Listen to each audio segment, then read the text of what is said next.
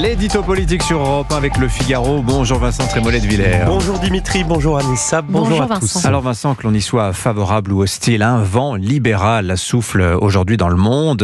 Milei en Argentine, Musk aux États-Unis, Meloni en Italie, demain peut-être Friedrich Merz en Allemagne. Les 4 M, comme on pourrait les appeler, vont à des degrés divers dans le même sens. Est-ce que ce sera bientôt notre tour en France ? Ah Dimitri, si la France, mère des taxes, des normes et des lois, acceptait de jeter au feu ses impôts innombrables, ses dépenses inutiles et ses formulaires CERFA, ce serait une magnifique nouvelle. Mais il faut avouer que l'on cherche sans trouver qui pourrait incarner ce projet. Marine Le Pen ne se voit aucun point commun, c'est elle qui le dit avec le président argentin. Bruno Retailleau et Laurent Wauquiez soutiennent, sans plaisir et malgré eux, un budget socialo-compatible. François Bayrou fait des risettes à François Hollande. Et Éric Lombard trouve que les fonctionnaires travaillent trop, que les entreprises doivent gagner moins d'argent, que les auto-entrepreneurs doivent faire plus de paperasse et que les centaines d'agences et autorités indépendantes coûteuses et bidons sont indispensables à la vie de la nation. Alors il y a bien Éric Ciotti qui serait prêt à démarrer sa tronçonneuse, mais le bruit dérange son allié du RN Jean-Philippe Tanguy. Il y a bien David Lisnard qui affiche franchement son affouérisme, mais il reste pour le moment à distance ou en réserve de la bataille politique de son parti.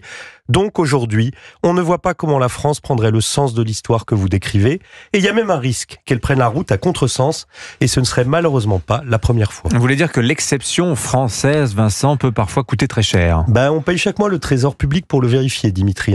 Prenons 2 exemples historiques récents et essayons quand même de garder le moral. En 1981, Ronald Reagan et Margaret Thatcher, aux États-Unis et en Grande-Bretagne, entament une décennie libérale spectaculaire.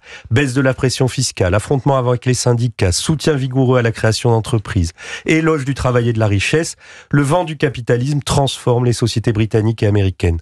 Alors tout n'était pas exemplaire, Reagan et Thatcher ce n'est pas la panacée, mais en France pendant ce temps nous avions François Mitterrand qui faisait voter la 5e semaine de congé payé, la retraite à 60 ans, l'impôt sur la fortune.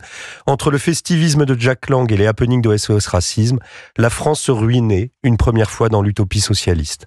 Deuxième période, 1997, Lionel Jospin et la gauche plurielle gagnent les élections. En Allemagne, Schröder réforme vigoureusement son économie. En Angleterre, Tony Blair convertit la gauche au libéralisme. Schröder et Blair, ce n'était pas non plus sans défaut.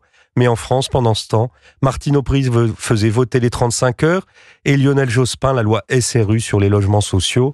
Quand les autres simplifient, on complexifie. Quand ils dérégulent, on réglemente, on bureaucratise.